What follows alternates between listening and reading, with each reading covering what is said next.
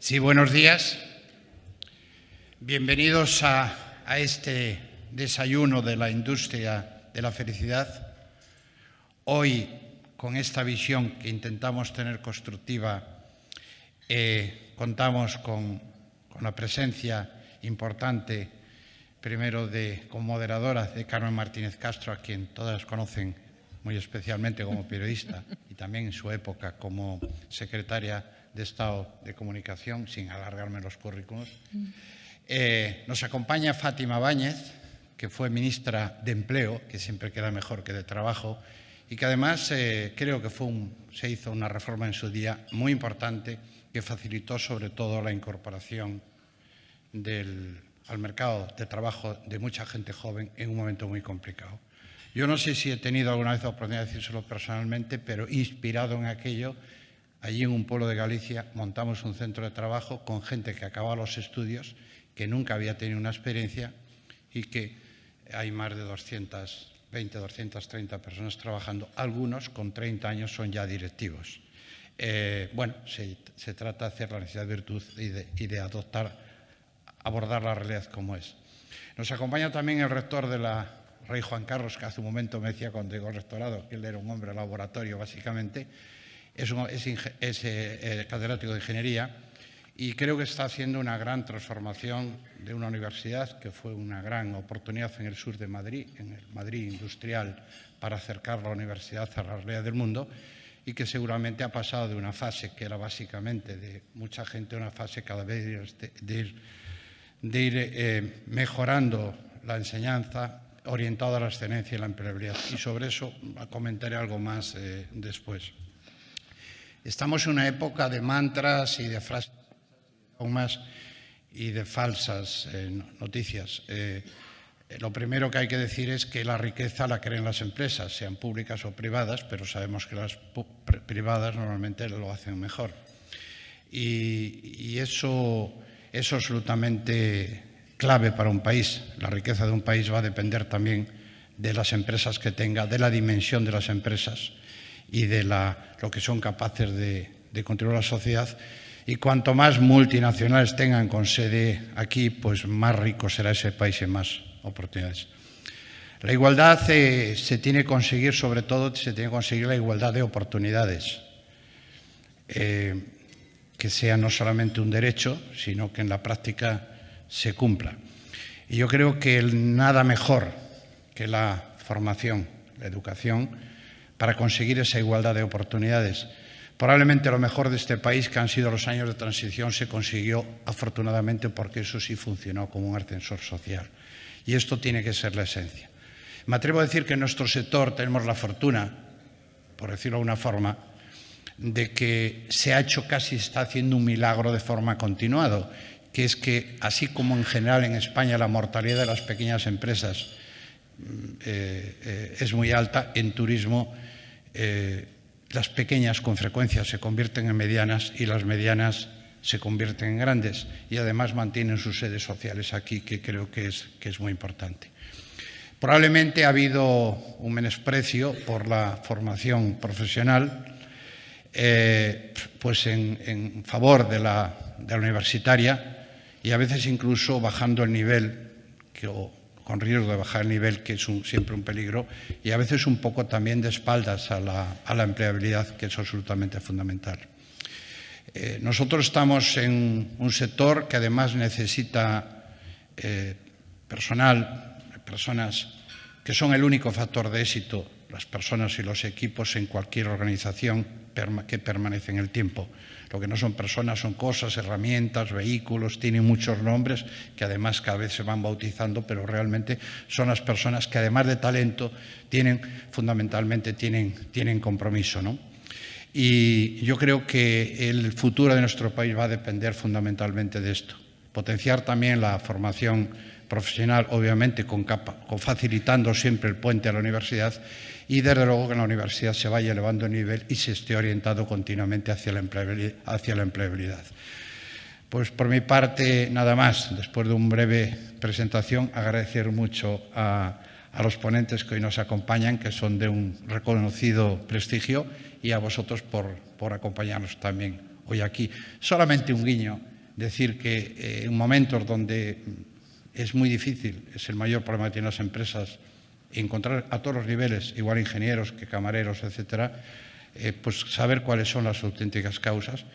Y después a mí se me ocurre algo que repito con cierta frecuencia, que es que en aquellos descendientes de migrantes en Latinoamérica que en su día iniciaron un camino muy complicado y después a sus futuras generaciones no les ha ido demasiado bien, seguramente hay una gran oportunidad para hacer inmigración organizada, activa, y no solamente de gente que está acabado sus estudios, sino a lo mejor incluso para acabar los estudios aquí. Bueno, en todo caso, muchas gracias a todos y Carmen, tienes la batuta. Gracias. Muchas gracias, Amancio. Muchas gracias a todos y muy buenos días. Yo quiero dar las gracias a Otusa y a todos ustedes por su presencia, por supuesto, a nuestros dos ponentes esta mañana y a Otusa por invitarme a estos desayunos. Siempre hay un tópico, ¿no?, que se dice que las crisis son las grandes oportunidades. Y yo recuerdo que estos desayunos y este tipo de encuentros empezaron en una crisis muy, muy grave, como fue la crisis de la pandemia. Durante aquellos tiempos en los que estábamos encerrados, Amancio tuvo la iniciativa de hacer este tipo de diálogos con la idea de salvar el turismo, que en aquellos momentos pues estaba pasando una época muy dura, y aquella iniciativa se consolidó, se superó la crisis, el turismo ya vive unos momentos muchísimo mejores, afortunadamente, pero la iniciativa de hablar, de analizar qué es lo que pasa con el turismo y qué es lo que pasa con España, pues se ha mantenido y yo creo que hay que felicitarle a Amancio por ello, que es una muestra más de sus muchas inquietudes por las cuestiones que competen a la sociedad. Y, como no, darles las gracias a nuestros dos ponentes, a Fátima Báñez. Ustedes la conocen sobradamente, ella fue ministra de Empleo, la que duró más tiempo en el cargo, la primera mujer y probablemente una de las que haya dejado mayor impronta y mayor trascendencia por la reforma laboral que llevó a cabo y cuyos efectos y cuyos beneficios todavía se notan hoy en el mercado de trabajo. Y me acompaña también el rector de la Universidad Rey Juan Carlos, Javier Ramos, que es catedrático de Ingeniería de Telecomunicaciones, que tiene una larguísima trayectoria como investigador y que desde hace un tiempo pues ha dejado al margen la investigación para dedicarse al proceloso mundo de la gestión universitaria en España. Así que muchísimas gracias a ambos. Yo quería plantear este asunto buscando datos sobre lo que pasa en el mercado laboral y buscando algunas cifras. Me encontré unas declaraciones del señor Garamendi, el presidente de la patronal COE, el pasado mes de febrero, diciendo que en España falta personal en todos los sectores profesionales, 25.000 en ciberseguridad y 100.000 en ingenierías. Esos datos, según el Ministerio de Empleo, lo elevan a 120.000 trabajadores que harían falta para cubrir las vacantes que ahora mismo hay en nuestro mercado laboral. Y las agencias de empleo señalan que este gap se eleva hasta los 200.000 trabajadores. En 10 años se calcula que se van a necesitar 1 millón de empleados para tecnología y para construcción. Y recientemente, en un informe que ha hecho Randstad, hablando de tendencias laborales para 2023, se señala que el 53% de las empresas tienen como principal desafío cubrir el déficit de talento. Las causas son variadas, pero la primera es que faltan profesionales, que hay mucha competencia o que se puede hablar, pero fíjense que solo los salarios figuran en el cuarto lugar. El principal problema, o uno de los principales problemas que tienen hoy las empresas, es que faltan profesionales adecuados, es decir, es un problema de falta o de déficit de talento. Y eso también ocurre en el sector del turismo. Un informe reciente del Consejo Mundial del Turismo señala que 1 de cada 8 puestos de trabajo en el sector se queda sin cubrir en España y que esa falta de mano de obra frena el crecimiento y la recuperación completa del sector. Así que con estos datos como anticipo, yo les quería plantear a cada uno de los dos pues que en una primera exposición inicial de unos 5 minutos nos dieran su visión sobre este fenómeno y luego ya entramos en diálogo. Si le parece, Fátima. Bueno, yo, en primer lugar, muchas gracias. Gracias, Carmen, por la presentación y gracias también a Amancio, que es el protagonista de estos desayunos, con un mensaje que ya es de esperanza, ¿no? La industria de la felicidad, ¿no? O sea, que uno viene con alegría a participar en esta jornada, ¿no? Yo quería empezar reconociendo y poniendo en valor lo que es la empresa en este país. Ha empezado Amancio por ahí y hablando de presente y de futuro, como llevamos semanas donde se cuestiona el papel de la empresa en la sociedad española, creo que no hay que perder la oportunidad de hablar del papel que desde la sociedad civil tiene la empresa como compromiso con España, ¿no? Es la protagonista de 8 de cada 10 empleos en nuestro país y del 50% de la riqueza social cada año. Por tanto, con la empresa y de la mano de la empresa podremos construir ese mejor futuro para toda la sociedad, ¿no? Y quiero hacer un pequeño inciso al principio, Carmen, perdóname, porque yo quiero dar las gracias al sector turístico. Quiero dar las gracias al sector hotelero de manera particular, porque además en los momentos malos de la pandemia, cuando ellos fueron uno de los grandes perjudicados por las decisiones que hubo que tomar en la lucha contra el COVID, por la falta de movilidad y las medidas administrativas de cierre que se tomaban, lo primero que hicieron fue poner las instalaciones, los hoteles y de compromiso con las administraciones públicas para atender también a las personas que luchaban directamente contra el COVID en Madrid y en todas las ciudades españolas. Por tanto, ese compromiso y esa solidaridad que también tiene el sector siempre, que han vuelto a tener cuando vinieron los afganos a España, que hoy siguen teniendo, atendiendo en muchos casos a nivel puntual con el Ministerio las demandas que se tiene de las personas de Ucrania, que también vienen en oleadas porque están huyendo de una guerra, pues hay que ponerlo en valor, ¿no? Porque es riqueza, es empleo y es solidaridad permanentemente. A partir de ahí, estamos ante una industria, porque para mí es una industria, que es en los últimos años un orgullo para España porque tiene el mayor nivel de competitividad del mundo y además que hace y que recibe, es el segundo receptor de personas en el mundo. España es un destino, el segundo destino turístico del mundo, ¿no? Por tanto, por eso tiene la importancia que tiene nuestra economía en términos de PIB del 12%, y por eso entre el 12 y el 13% de empleo de la economía española. Ha sufrido mucho con la pandemia, pero ya está alcanzando altos niveles de recuperación y seguro que en esta primavera, que ya aflora también con alegría, pues podemos alcanzar los niveles previos a la pandemia. Luego, si quiere, entramos en los datos de empleo y los analizamos un poco más. Pero es verdad lo que ha dicho Carmen, ¿no?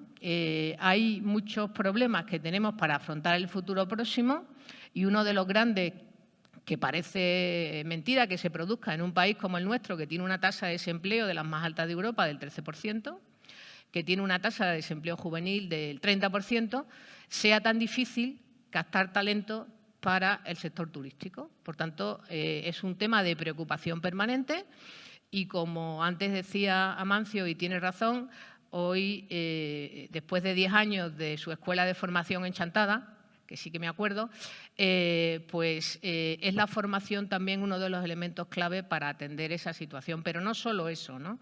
Sino también lo que también están demandando las nuevas generaciones tras la pandemia, ¿no? Y, sin duda, se produjeron dos circunstancias cruzadas que tienen que ver con la falta de mano de obra en un sector tan importante de la economía española. Uno de ellos, quizás, es que durante mucho tiempo, al ser uno de los sectores que tardó más en recuperarse por las restricciones de movilidad y de medidas administrativas frente al COVID, pues hubo gente que, como llevaba mucho tiempo en ERTE, pues decidió intentar iniciar su nueva etapa profesional en otro sector y se quedó ahí, ¿no? Y luego, el nivel de evolución del empleo en el sector turístico empieza a tener ciertas connotaciones. La primera, y es positiva, que hay una participación mayoritaria de mujeres, quizá dos más negativas. Una es que los jóvenes no ven atractivo este sector para iniciar mayoritariamente su actividad profesional. Vamos perdiendo en los últimos años afluencia de jóvenes al sector turístico. Algo tenemos que hacer para que sientan que es un sector atractivo y, aunque es verdad que cada día hay más formación en el sector turístico y a los distintos niveles de todos los perfiles profesionales vamos teniendo mayor formación, sigue habiendo una gran parte del sector turístico de gente con baja formación. Estamos hablando que nada menos que el 60%, el 40% de las personas que están en el sector turístico tienen formación a nivel de ESO y con nivel de bachillerato hasta el 60%. Luego tenemos un 10% en el nivel de formación profesional de primer grado y un otro 10% en formación profesional de segundo grado y un 20% de universitarios que tienen, por supuesto, más que ver con las funciones directivas. Por tanto, es un sector donde la mano de obra también históricamente va adquiriendo mayor cualificación, pero tiene unas altas bolsas de baja cualificación y quizás eso también sea uno de los motivos. Y luego, pues yo creo que con el cambio que se está produciendo a nivel de sociedad, ¿no? Digitalización, sostenibilidad, aumento del envejecimiento también y de la demografía en el ámbito del mercado de trabajo, pues ahí tenemos que tener como oportunidad esa nueva realidad para también hacer atractivo este sector a las nuevas incorporaciones que se demandan. Porque estamos hablando de que en el año 2023 puede haber un récord de PIB en términos turísticos en el entorno de 168.000, 170.000 millones de euros, que tenemos ya 2.400.000 personas en el sector turístico. Otra cosa son las horas trabajadas reales. Y lo que necesitamos es seguir incorporando gente para dar ese salto de un crecimiento este año del 7% del PIB, ¿no? Y recuperar los niveles prepandemia que todavía no hemos terminado de recuperar y lo haremos este año. Por tanto, hay, un futuro cercano optimista, porque se ha recuperado muy bien el sector turístico, pero también tiene todavía algunas amenazas que tenemos que ser capaces de librar con inteligencia todos, administraciones, empresas y también, por supuesto, el resto de instituciones de la sociedad. El sector de la formación también es clave que participe en una parte grande de las soluciones. Javier, ¿y es tan esperanzador el mundo de la universidad como el del turismo? Sí, la respuesta es corta, es sí. Pero venga, Pero, bueno, lo primero es daros los buenos días a todos, agradeceros tanto a Amancio como a Carmen la muy generosa presentación que habéis hecho y, sobre todo, agradecer a Autusa que se plantee problemas tan relevantes como son el de la formación y el futuro de nuestra sociedad, ¿no? Espero que nuestras palabras estén a la altura del tema. Me decíais si la empresa es relevante. Yo creo que tenemos que salirnos de simplismos, populismos. Somos una sociedad moderna y donde todos tenemos nuestro papel y tenemos que colaborar para un poco la industria de la felicidad. Tenemos que mejorar la calidad de vida de nuestros compatriotas. Por supuesto que afirmaciones simplistas sobre la oportunidad de las empresas o no son populismos, son simplismos. O sea, yo creo que no merece ni un debate. Ahora sí, a mí sí me gustaría hablar sobre la educación, la formación. Y empezaré diciendo no palabras mías, sino de premios Nobel de Economía, porque podríamos hablar de responsabilidad social, podríamos hablar de inclusión y, por supuesto, que la educación tiene ese papel de ascensor social, como bien decía Amancio, tiene garantizar el futuro individual. Pero ahora me gustaría hablar de la economía de un país. Hay estudios basados en datos que, por ejemplo, publicaron los premios Nobel Barnegui, Duflo y Kremer, todos ellos afincados en Estados Unidos, pero de distintas nacionalidades, hindú, francés, norteamericano, donde demuestran que hay una clara causa-efecto, correlación estadística entre la inversión en educación de un país y la economía, el PIB, el crecimiento económico de ese país. Y gracias a esos estudios y otros trabajos les dieron el premio Nobel. En formación universitaria, claro, llevo toda la vida dedicada a ello, creo en que la formación universitaria da respuesta a un crecimiento económico sostenido.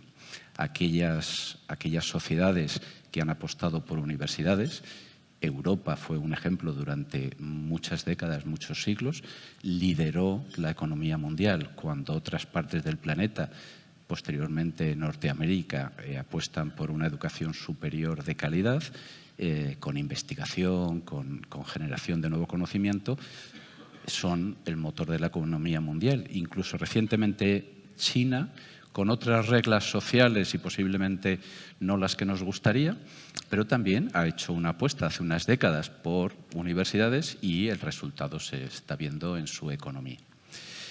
Pero yo no quería solo hablar de educación universitaria, porque también habéis comentado antes que tenemos que focalizarnos en todo el rango de la formación, ¿no? Entonces, me gustaría resaltar otro estudio que hizo el gobierno francés, donde analizaba el informe PISA, conocido informe PISA, que ahí lo que evalúa es la calidad de la formación preuniversitaria. Bueno, en este estudio llegaban a la conclusión que si Francia mejorara su calidad en formación preuniversitaria del nivel francés que tiene en la actualidad, que no es un mal nivel, superior a los resultados que obtiene España, si Francia mejorase al nivel de Alemania, el PIB crecería en Francia entre un 0,2 y un 0,1 y 0,37. O sea, el PIB crecería tan solo por a tu población de 15, 16 años darles mayor formación en matemáticas, en literatura, en historia, en comprensión lectora. Ese mismo informe del gobierno francés decía que si se equipararan a Corea del Sur, el PIB subiría prácticamente un 1% anual. Con estos datos y otros muchos que seguro que todos compartimos, la educación es un factor indispensable, no es el único. Por supuesto, necesitamos en la industria del turismo, necesitamos personas que arriesguen, que inviertan, necesitamos unos entornos sostenibles, agradables, que atraigan turistas, necesitamos infraestructuras, necesitamos tecnologías.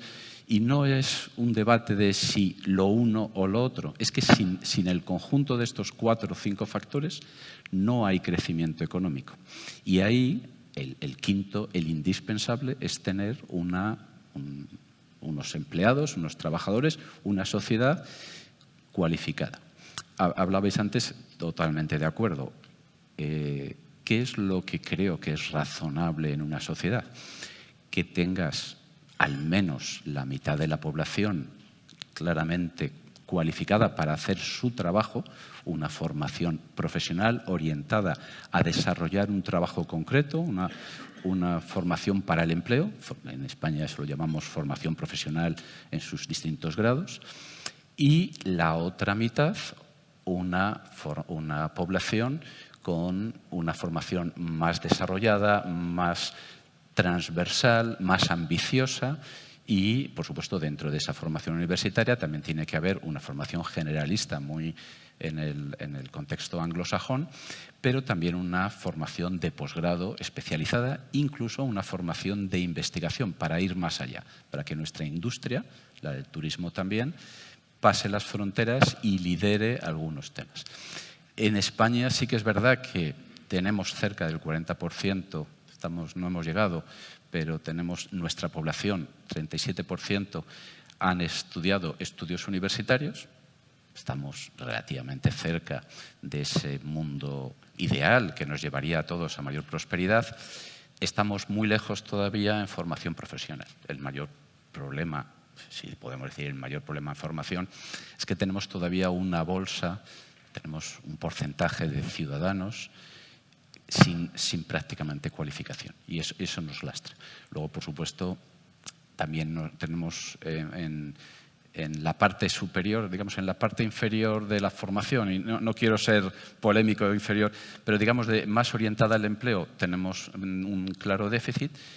En los grados universitarios, por supuesto que tenemos que seguir mejorando, eso no hay ninguna duda, pero los números son razonables y donde nos falla es en la parte de posgrado y investigación, doctorado, que ahí también en España yo creo que tiene que mejorar.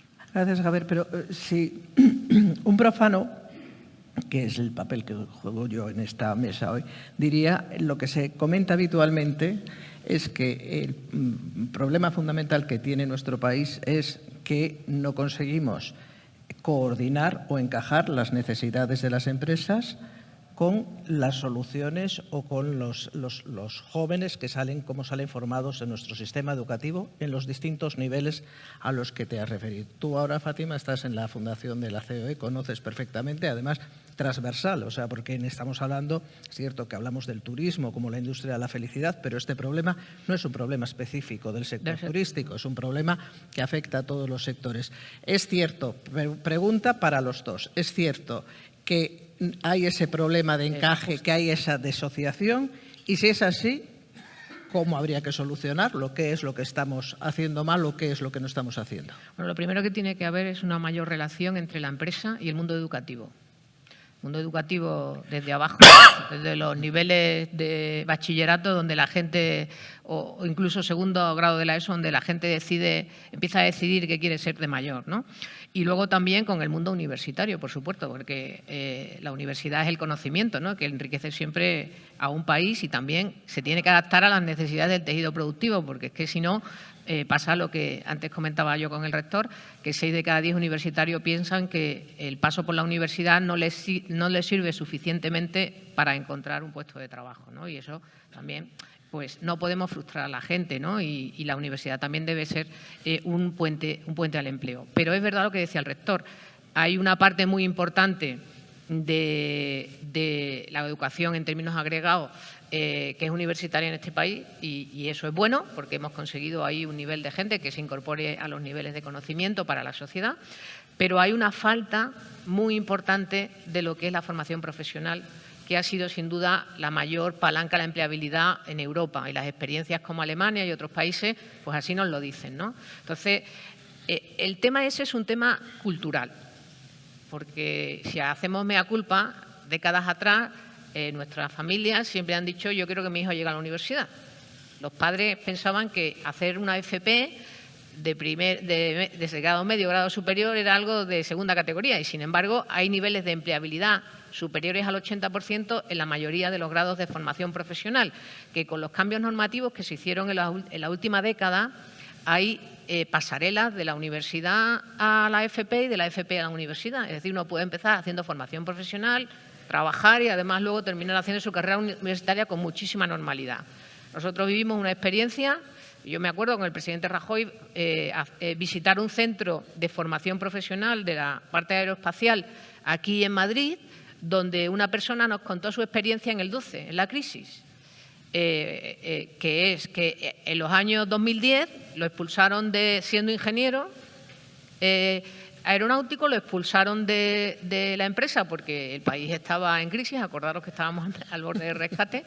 Él pensó hacer un máster o el segundo grado de FP superior y decidió hacer en este centro un segundo grado de FP superior. Le salió un empleo en Barcelona en una empresa del sector aeroespacial y volvió a Madrid de directivo de otra compañía aeroespacial. Y él nos contaba en aquella visita en el año 12, imaginaos qué momento estábamos viviendo, que gracias a la FP él se volvió a enganchar al mercado de trabajo y que estaba convencido que si hubiera hecho un máster probablemente no lo hubiera conseguido tan rápido, ¿no? Entonces, hay que poner en valor la formación profesional. Para eso también tenemos que ser capaces de que la formación profesional responda a las necesidades de empleo. Y yo hoy voy a hacer un poco más disruptiva, porque en COE también estamos trabajando que en el mundo de la digitalización, que 9 de cada 10 empleos van a necesitar de competencias digitales transversales, hagamos los nanokrados. ¿Qué son los nanokrados? Los nanokrados son mini carreras,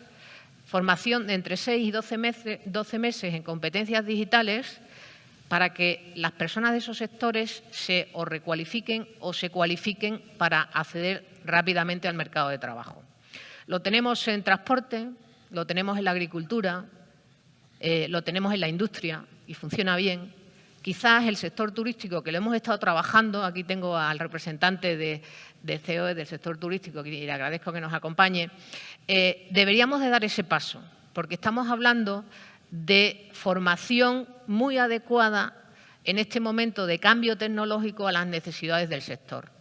Sin duda la tecnología es atractiva para el cliente, el 70%, y lo sabéis vosotros que sois empresa, quiere que la tecnología forme parte de su experiencia en el hotel, ¿no? Quiere tener wifi y quiere estar conectado y los datos hoy forman parte en la economía del siglo XXI de la experiencia del cliente en el sector turístico. Por tanto, tendríamos que aprovechar la oportunidad también para formar a gente en esas competencias, que a lo mejor es una manera de entrar, incluso más atractiva para los jóvenes que se nos están yendo de este sector, ¿no? Por tanto, hay que ponerle imaginación, hay que ponerle compromiso de todos.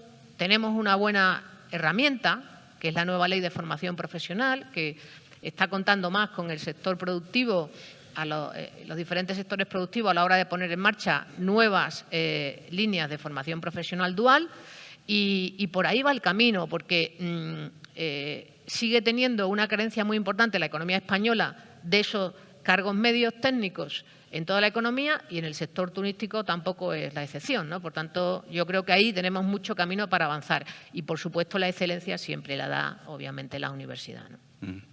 Sí, ahí estamos de acuerdo en el sentido que tenemos mucho capacidad de mejora, y ahora daré un par de ideas donde creo que podemos seguir mejorando. Cierto es que también tengo que defender al sistema universitario español, donde creo que las cosas se hacen bien. Las estadísticas son, España tiene un problema de desempleo. España, digamos, los jóvenes españoles tienen un problema para encontrar su primer empleo. Sin embargo, esto no es verdad entre los jóvenes que han acudido a la universidad. Los jóvenes que han pasado por la universidad puede que no estén en el empleo que más les gusta, pero no tenemos un problema de desempleo estructural grave entre la población joven que sí que ha pasado por la universidad. ¿Con esto creo que podemos contentarnos? No, creo que no. Es cierto que la universidad no tendría que ser una orientación para el empleo inmediato, como dijimos antes. Tiene que ser un nivel mayor de ambición. Pero una de las ideas que sí que me gustaría traer aquí, que además ahora está en el debate público, ¿no? Aunque la universidad no tenga que ser una orientación para el empleo, sí que tiene que generar conocimiento, formación cercana a las necesidades actuales y futuras del sector productivo, de las empresas. Por lo tanto, que en los últimos años, meses de la formación de nuestros universitarios, estos hagan parte de su formación en las empresas, eso es bueno para todos.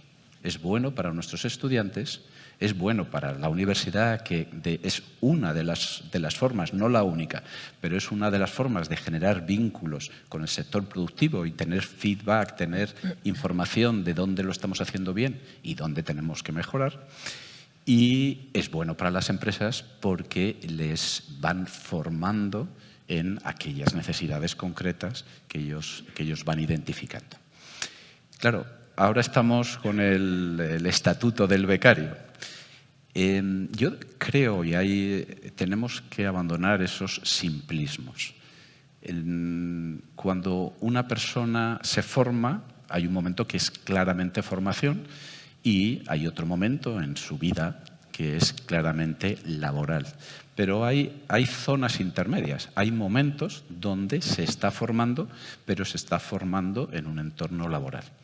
Y yo creo que hay iniciativas donde se perjudiquen las prácticas formativas en las empresas, el estatuto del becario, las becas, estamos haciendo un flaco favor a nuestros jóvenes.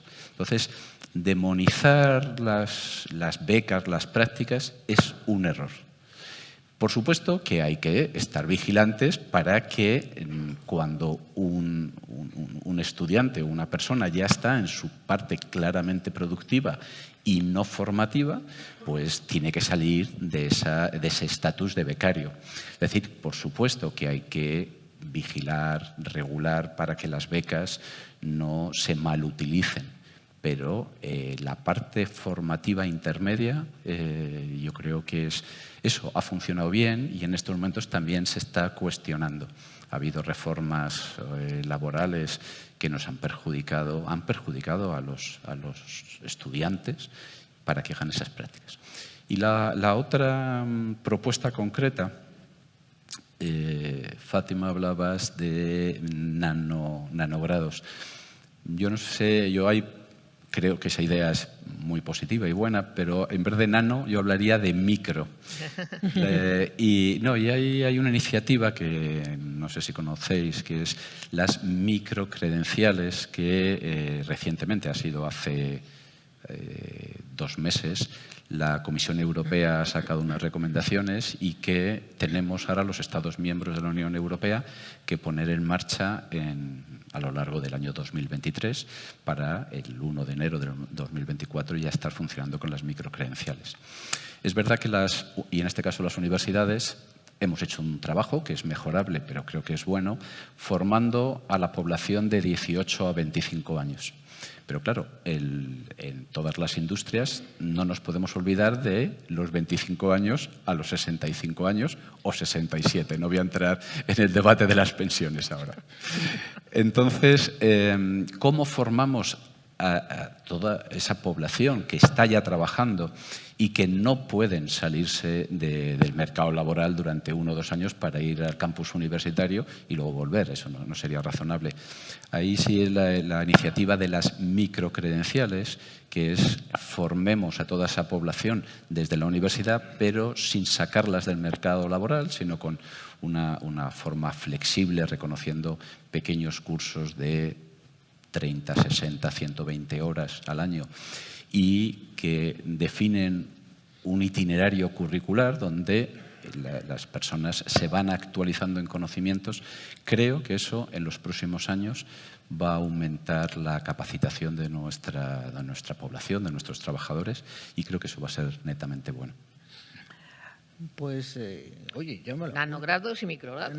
Y microcredenciales. Los nanogrados están más centrados en tecnología, lo hace Fundación Telefónica con COE y está dando resultados y está en la misma línea. Los microgrados serán de todo el resto de materias, pero bueno, como el componente digital va a transformar la economía española, pues es una iniciativa que a corto va a dar muchas oportunidades, ¿no? Pero me parece también interesante lo de los micros. El factor que ha introducido el rector, que hablamos siempre de formación, estamos pensando únicamente en los jóvenes. Oye, la formación yo creo que es fundamental para todos. Para toda la vida. Hoy venía yo escuchando en la radio que se está produciendo con esto del movimiento de la gran renuncia, de los problemas de las vacantes, que estábamos hablando precisamente, que hay nuevas tendencias de que hay tanta rotación, que ese es otro problema, porque el primer problema es el déficit de talento y el segundo es la rotación del talento. Es decir, la gente joven no se siente tan comprometida con las empresas, rota muchísimo, se mueve muchísimo en el empleo y eso es un problema pues, para el 42% de las empresas, ¿no? Y que como consecuencia de esa rotación tan elevada entre los trabajadores jóvenes, se estaba yendo en buena parte de las empresas a volver a buscar trabajadores de mayor edad, a partir de los 50, que sí tienen esa cultura de compromiso y de estabilidad y de fidelización con la empresa. Pero para eso se necesita también formación, ¿no? Es decir, ese es un poco que no nos olvidemos de la gente mayor. Sí, no, hay algo que decías al principio que no te hemos contestado, Javier y yo, y es ¿qué demanda hoy la gente del mercado de trabajo? Porque también la relación del director de recursos humanos con la persona que trabaja o que quiere trabajar en una compañía es distinta, ¿no? Hoy la gente pide poder conciliar la vida personal y familiar, fundamentalmente después del COVID. En segundo lugar, un salario lo más estable posible. Y en tercer lugar, lo que decía Carmen, una carrera profesional. Lo de la carrera profesional tiene que ver también con que la empresa sea capaz de facilitarle esa carrera dentro y la formación ahí es clave. Porque si de verdad nos tomamos en serio que la formación permanente es bueno para el país y para la empresa en términos de competitividad, sin duda el upskilling y el reskilling es indispensable. Y ahí pues hay muchas alternativas, se pueden hacer formación de demanda que por anticipado lo paga la empresa, las cotizaciones sociales, asumiendo las necesidades que necesita para crecer y para competir, y se puede hacer con experiencias desde fuera, dando oportunidades a esa formación. Pero sin duda la formación es básica en una empresa para la carrera profesional, porque lo que de verdad ha cambiado en este siglo es que ya no formamos a una persona para un puesto de trabajo concreto, la formamos para que sea permanentemente empleable. Y para permanecer en su propia empresa necesita actualizarse permanentemente también, porque la sociedad del siglo XXI está cambiando a un ritmo acelerado y los ejes digitalización y sostenibilidad están marcando nuevos horizontes. Por tanto, efectivamente, la formación va muy, muy de la mano del ascenso en la carrera profesional. Ahí totalmente de acuerdo. Y, si me permitís, un ejemplo donde me siento más cómodo, que es en la transformación digital, digitalización, porque ese es mi ámbito de estudio antes de dedicarme a la gestión universitaria. Mira, leí hace unos meses, leí un artículo que hablaba de los taxis y Cabify. Hablaba que no es un problema de regulación y no es un problema de legislación, es un problema de formación. En el fondo, Cabify no deja de ser los taxis que han ido a la transformación digital. O sea, el servicio que se da desde el taxi se daba sin utilizar toda la potencialidad que te da el mundo digital. Digamos, salir a la calle, pasar frío y levantar el brazo para conseguir un servicio de transporte no está sacando toda la potencialidad de tener un móvil en el bolsillo y poder solicitarlo. ¿Por qué, y esto puede ser polémico, pero por qué los taxis han perdido la cuota de mercado, han perdido la batalla con estos nuevos servicios? Porque no se digitalizaron. Entonces, cuando se habla de digitalizar una economía, claro, las personas a veces están pensando en TikTok o saber utilizar el correo electrónico. No, digitalizar una economía es identificar procesos que gracias a la tecnología se pueden hacer más eficientes y transformar los procesos. Entonces, hay en estos momentos un cambio en toda la industria. Por supuesto, la industria de la felicidad, del turismo, está ahí también, donde los servicios que se dan al cliente final se pueden hacer más satisfactorios para el cliente final, de forma más optimizada, gastando menos recursos para la empresa y más sostenibles a largo plazo, gracias a que ahora tenemos una tecnología que tiene mucha información y que puede optimizar procesos. Si en este cambio de paradigma no formamos a nuestra fuerza de trabajo, a nuestros trabajadores, nos quedaremos fuera. O sea, directamente nos pasará como sociedad, y no sé si esto ofende a alguien, pero nos pasará como a los taxistas. Es que se han quedado fuera de la competitividad, pero no porque la regulación, no, porque no han acometido la transformación digital. Y eso nos va a ocurrir en la industria, digamos, hotelera, donde tenemos que optimizar los recursos, y ahí está todas estas técnicas de revenue management. Tenemos que optimizar la experiencia de usuario, la experiencia de cliente, y tenemos mucha información. Luego están los problemas de privacidad y las leyes orgánicas de protección de datos, pero tenemos mucha información del cliente y le podemos hacer una experiencia más satisfactoria para él y consumir menos recursos o optimizar los recursos por parte de la empresa. Todas esas personas que ya están trabajando hay que formarlas.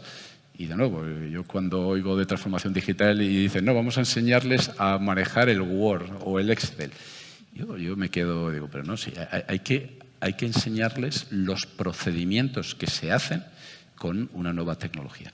Y en eso sí que tenemos mucho trabajo por delante. Sí, pero curiosamente, yo creo que la industria del turismo, la de la felicidad, como dice aquí, es una de las que más se ha transformado por la digitalización. Es decir, hace no tantos años nosotros queríamos irnos y nos íbamos a una agencia de viajes que te organizaba el viaje, y ahora tú te organizas el viaje desde tu casa con un ordenador, desde los vuelos, las reservas, los hoteles, incluso en los sitios donde tienen, pues, digamos, las entradas para el teatro, para el cine, para lo que sea. Lo que sí me llama la atención es que yo creo que, esto es una opinión personal, creo que en España tenemos interiorizado en el sector del turismo, o sea, tenemos interiorizado en nuestra cultura como país la capacidad de intuir lo que quieren los visitantes y dárselo. Me parece que eso es parte del éxito, o sea, que es mucho más que el sol. El sol hay en muchos sitios. Lo que hay en España además es una cultura que ya no es ni siquiera empresarial, creo que es social, de entender lo que es el turismo, de modificar y de adaptarse y de ser resiliente y de buscar siempre. Y creo que esto... Por eso hemos sido el país más competitivo del mundo en turismo. No sé si lo somos ahora, pero estaremos ahí y podemos volver a serlo en cualquier momento. Por eso tenemos esos magníficos resultados. Y me llama la atención que, siendo como somos un país excelente en turismo, no haya una gran universidad, un gran, digamos, referencia académica de formación en turismo que sea, digamos, equiparable, porque hay grados ya, ¿no?, que se están, pero no al nivel de la excelencia que supone España y que sea una referencia internacional. Pues ahí tengo que decir, me alegro que me hagas esa pregunta, pues no porque no estaba preparado, pero bueno, en cualquier caso no estamos en la radio donde hay que hacer, ni en la tele que hay que hacer entrevistas incisivas. No, pero creo, y el tema de hoy es industria del turismo y formación, pero puedo hablar de mi universidad en estos momentos, hacer una pequeña cuña publicitaria. Sí que en España tenemos estudios en turismo. Hay un ranking y está la Universidad de Islas Baleares, creo que en ese ranking sale la primera, y la Universidad Rey Juan Carlos salimos la segunda. Nosotros somos herederos de la formación muy antigua, preuniversitaria, que era la Escuela Oficial de Turismo, que estaba aquí en Madrid, en la calle Manuel Becerra. Nosotros heredamos, incorporamos, cuando se crea hace 25 años nuestra universidad, incorporamos esa escuela de turismo y estamos dando esos estudios, que son estudios que tienen que ir cambiando, tienen que evolucionar. Hay también en Alicante, en Málaga, tenemos universidades que creo que hacen un muy buen trabajo formando en grado en turismo, pero que, por supuesto, no podemos estar satisfechos con lo que tenemos. Se está haciendo bien, pero se puede hacer mejor. Grado en turismo se enseña a gestionar instalaciones hoteleras, se enseña idiomas, pero hay que ir actualizando estos estudios porque al final la industria de la felicidad requiere conocimientos jurídicos para dar seguridad jurídica tanto a las empresas que operan en el sector como a los usuarios del sector. Hablábamos de transformación digital, hablaba Fátima de sostenibilidad. Tenemos que ir actualizando esos estudios. Y lo que también decía, y ahí también puedo hablar de mi universidad, también hay que ir al posgrado. Tenemos estudiantes que los formamos de los 18 a los 22 años en unos conocimientos universitarios, pero más básicos. Pero luego necesitamos generar expertos en revenue management, expertos en internacionalización de determinados sectores, en relaciones internacionales, digamos en la parte de economía. Y ahí sí que, aunque tenemos una red española de decanos de turismo que está trabajando en todos estos temas, sí que tenemos que ser un poco más ambiciosos en el posgrado.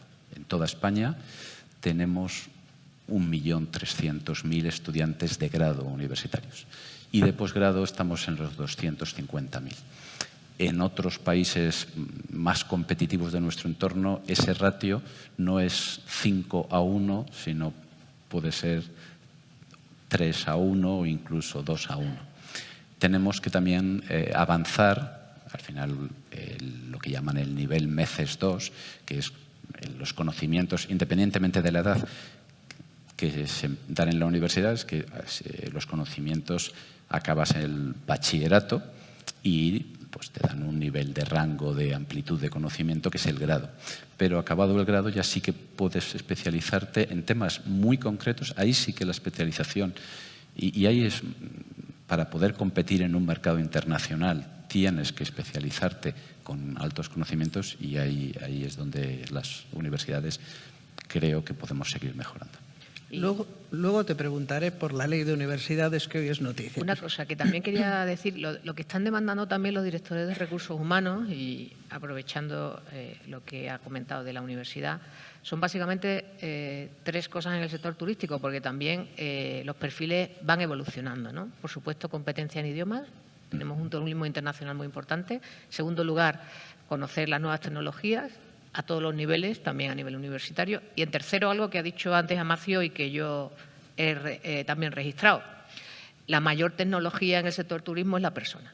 Por tanto, la empatía, las competencias blandas son fundamentales en el turismo que queremos dar aquí, que es el turismo de excelencia y de calidad. Por tanto, la persona, las habilidades personales, las competencias, los soft skills, son fundamentales a nivel transversal en todas las nuevas realidades de vacantes que se tienen que cubrir en el sector en los próximos años. Yo te quería preguntar, Fátima, para todo esto que tiene que ver con, digamos, la formación, la labor es decir, las demandas que tiene la empresa de trabajo, de cubrir de vacantes, toda la legislación laboral, todos los cambios que se están produciendo, que, bueno, algunas sabemos cuál es la posición oficial de la COE, tú estás dentro de presidenta de la Fundación, pero ¿cuál es la percepción que se tiene? Bueno, yo creo que el sector ha tenido 3 amenazas en los últimos años, ¿no? Y creo que desde el COVID ha sufrido con un incremento de costes muy importante. El coste energético, estamos hablando de un nivel del 27%, los costes de suministro 18% y un 9% de incremento de costes laborales. Pero sobre todo, de lo que de verdad se queja el sector, de la falta de flexibilidad. Es verdad que el sector turístico en determinados puntos de España ha utilizado mayoritariamente el fijo discontinuo. Hablo de Baleares, porque tenían una campaña que empezaba básicamente en marzo y terminaba en noviembre. Es más, nosotros cuando estábamos en el Gobierno, y lo digo con absoluta claridad, intentamos alargar la campaña hasta diciembre o que empezara en febrero, y además subvencionábamos el 50% de esa cotización de los fijos discontinuos.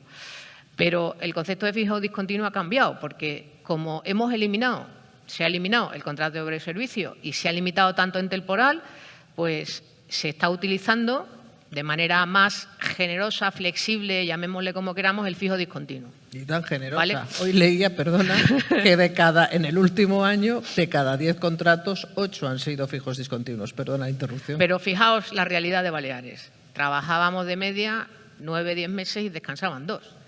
Ahora, con suerte, alguien trabaja más de 3 meses siendo fijo discontinuo. ¿Por qué digo esto? En el sector turístico había 120.000 empleados en fijo discontinuo. Hoy estamos hablando de diciembre del año pasado, de 2022, 250.000. O sea, se ha multiplicado por 2. Pero teniendo España, ya me salgo del sector y voy al nivel general, teniendo España un nivel de números agregados de empleo superior a los 20 millones, todavía tenemos una carencia de unas 400.000 horas trabajadas que no hemos recuperado, porque con esa utilización masiva del fijo discontinuo, con la utilización masiva del contrato a tiempo parcial, que también se está produciendo, pues en España estamos repartiendo el trabajo. Esa es una verdad. Ahora bien, la empresa da trabajo las horas que tiene y luego le podemos llamar como queramos a los contratos. Lo importante es hacerlo de la manera más flexible posible para que la empresa sea competitiva y el trabajador no esté, voy a decir una palabra que no sé si es muy ortodoxa, pero que no se frustre sus expectativas. Porque el fijo discontinuo cada día es más discontinuo y menos fijo. Entonces, eso también, cuando uno empieza, y todos hemos sido jóvenes o más jóvenes, pues somos jóvenes, empezabas por un contrato temporal, pues claro, pero con la esperanza de tener un contrato estable, fijo. Ahora, pues, tener un contrato fijo, como decía Carmen, pues no te garantiza trabajar 8 horas cada día ni 40 horas a la semana, ¿no? Y al final, bueno, pues no podemos pedirle a la empresa lo que la estacionalidad del sector no da. Entonces, tenemos estacionalidad y hay que asumir que tenemos estacionalidad. Lo importante es que el contrato, hay contratos temporales que también tienen calidad, tienen buenos salarios y tal, y siempre lo han tenido el turismo. La industria turística de medias no paga mal. Entonces, aquí estamos haciendo algunas afirmaciones que no son buenas para el país, ¿no? Y hay que dar confianza.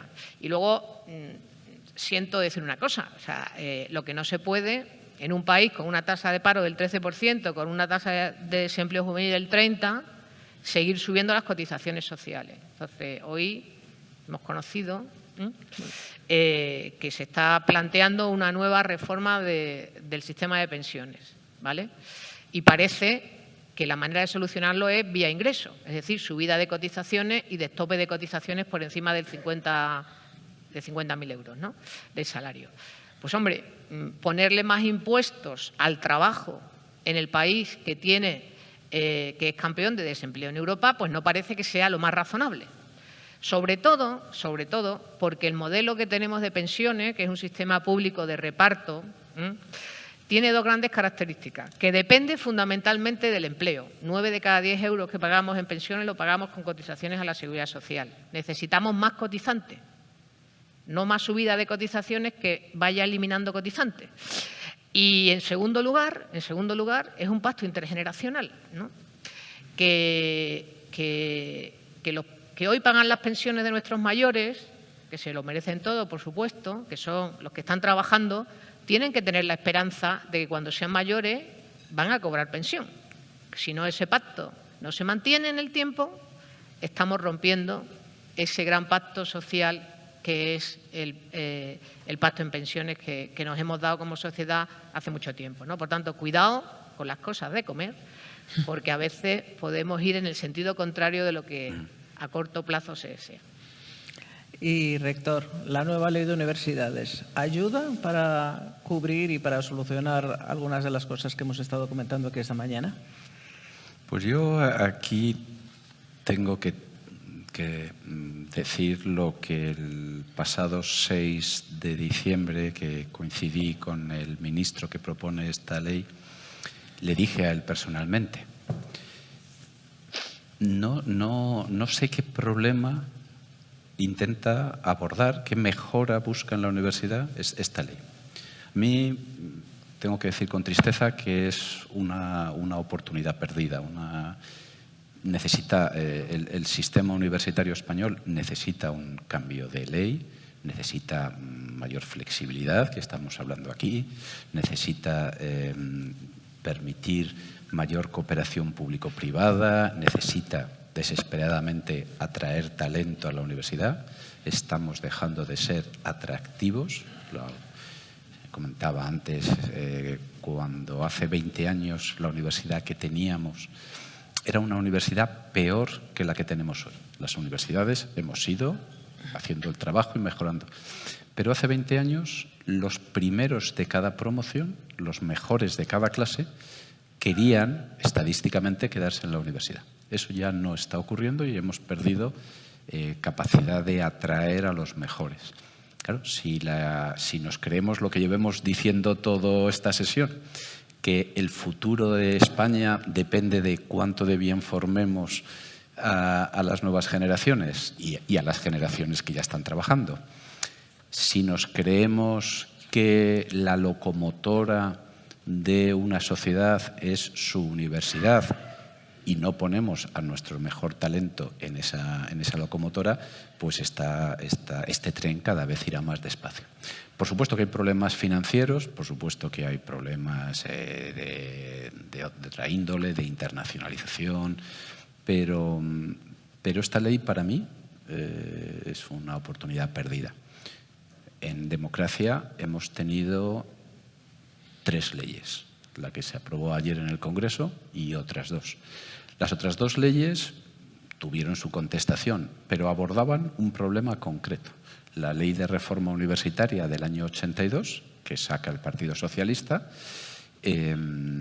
abordaba la democratización de una universidad que venía de un periodo no democrático y abordaba también la cooperación pública-privada con aquellos, creo que fue Javier Solana, que sacó aquel artículo 11 en la Ley de Reforma Universitaria que permitía la transferencia de conocimiento entre universidad y empresa. Años más tarde, 20 años más tarde, el Partido Popular sacó otra nueva ley, la Ley Orgánica de Universidades, donde se abordaba un problema real que en España no se generaba suficiente ciencia, no se investigaba. Nuestras universidades estaban quedándose a la cola de generar investigación en Europa. Sacaron una ley que también fue contestada, pero los procedimientos de habilitación y posterior acreditación de los profesores de la universidad, y el resultado es que en estos momentos las universidades españolas generan ciencia, investigan al nivel de las universidades europeas. Si normalizamos por inversión, estamos con Europa. Y ahora necesitábamos, 20 años más tarde, necesitábamos una tercera ley que nos permitiera mayor flexibilidad, mayor atracción de talento, y esta ley no aborda ese problema. De hecho, cuando yo le pregunto al ministro ¿qué problema queréis mejorar en la universidad? La verdad es que no recibí ninguna respuesta concreta. Bien. Todo como dice, ¿no? No hay peor, cuando no se sabe a dónde se quiere ir, no hay rumbo, ¿no? Pero bueno, por decir, y al sector del turismo, ¿cómo lo veis y qué se le diría desde vuestros respectivos ámbitos? ¿Qué hay que hacer para atraer ese talento? Yo creo que hay que cuidar la gobernanza. Y creo que es bueno que haya mayor coordinación entre las diferentes administraciones públicas, nacional, autonómica y local.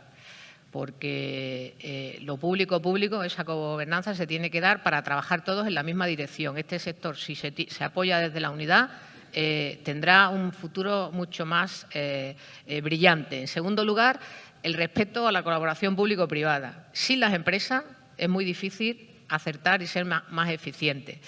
Y en tercer lugar, y me parece claramente una pérdida de oportunidad, como decía antes Javier, ¿no?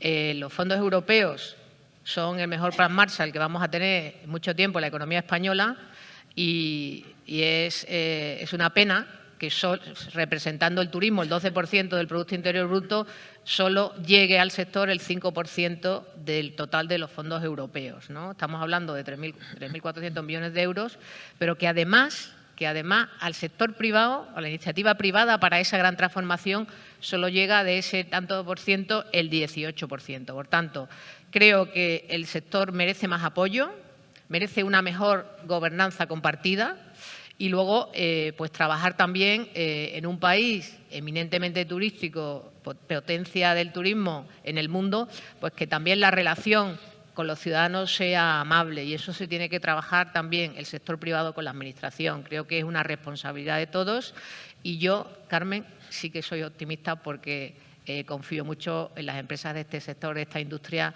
que tienen una gran capacidad de adaptabilidad y que sin duda le ponen muchas ganas y mucha pasión cada día. Javier.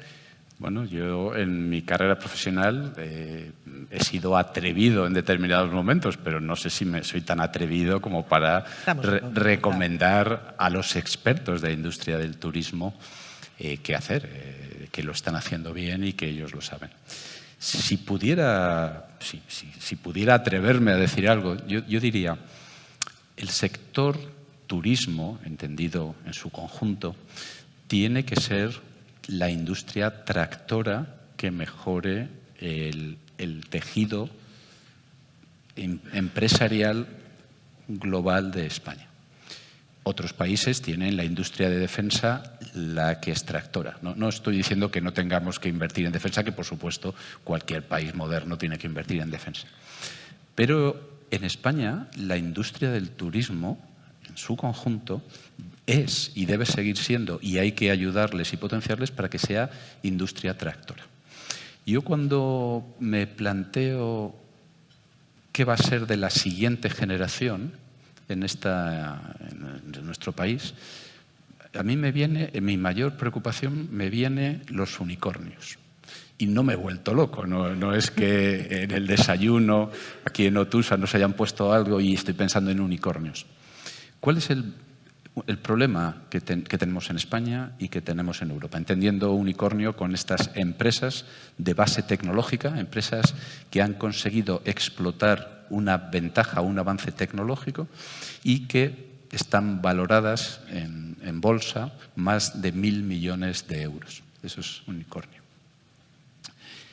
Estados Unidos, creo que las últimas cifras, tiene 320 empresas que son unicornios. Amazon, Motorola, Facebook, Meta. China tiene más unicornios que Estados Unidos. Europa solo tiene 60 unicornios y de esos españoles creo que son 6. Me viene a la cabeza Idealista como uno de estos unicornios.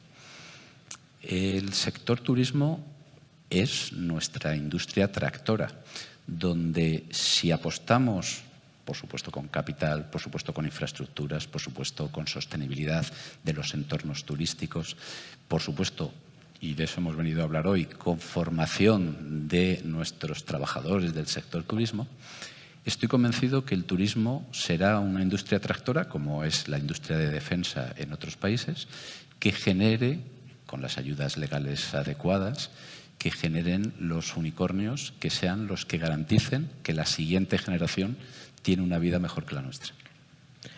Muchísimas gracias. Pues muchísimas gracias a ambos y a todos ustedes y bueno, esperemos que hayamos contribuido en algo a aclarar y a sensibilizar con esa idea, que la idea de la formación y también la idea de que el turismo no es esa actividad de bajo valor añadido que dijo un ministro, sino que es el auténtico tractor de la economía española y en buena medida de la cultura española. Así que muchísimas gracias. Buenos días a todos. Gracias. Muy bien.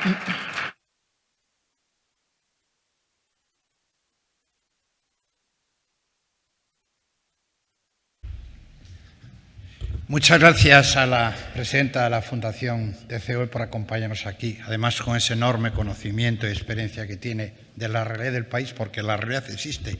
Algunos se creen que son creaciones virtuales, pero existe. Gracias a Carmen, periodista y directora del Foro La Toja. Gracias al rector. Y me quedo con estas últimas palabras. No es que vaya a ser en el futuro, es que ha transformado y permitido la modernidad y la reindustrialización de este país, incluso en el periodo ya antes de la transición, pero sobre todo durante la transición, ¿no?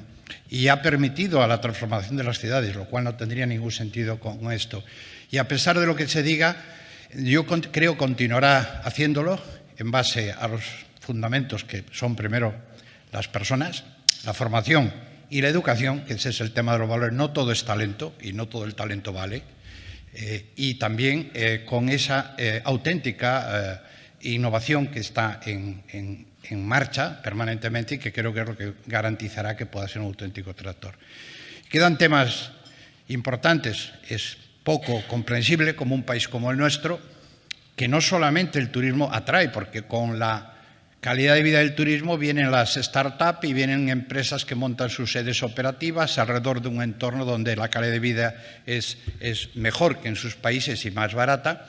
Sorprende que seamos uno de los países donde los jóvenes, en general, tienen un nivel de inglés bajo, cuando lo tienen, y que le dificulta que eso podría ser. Y lo digo comparando con el resto de países europeos de cualquier tipo, el resto, en general. No sé si todos, pero prácticamente todos. Este es un tema seguramente que tiene mucho que ver para el futuro del país, no solo para la industria, para nuestro sector de la industria francesa, sino para todos. Y entonces, yo creo que ha sido muy, muy esclarecedor, sobre todo por huir de los lugares comunes y de los mantras que se repiten continuamente en todos los sitios, hoy es lo mismo, y un análisis de realidad importante. Y solo me queda anunciar el próximo, que es el día 28 de abril, y que vuelven los dos que iniciaron lo que era en su momento el Salvemos el Turismo, que es el presidente del Banco Sabadell, Josep Oliu, y el presidente del Consejo Económico Social, Antón Costas. Vuelven al primero que se inició, que además lo recuerdo perfectamente porque era mayo del año 2020 y era el peor de los tiempos, ¿no? Afortunadamente hoy tendremos una visión mucho más positiva. En todo caso, muchísimas gracias a todos por acompañarnos. Muchas gracias.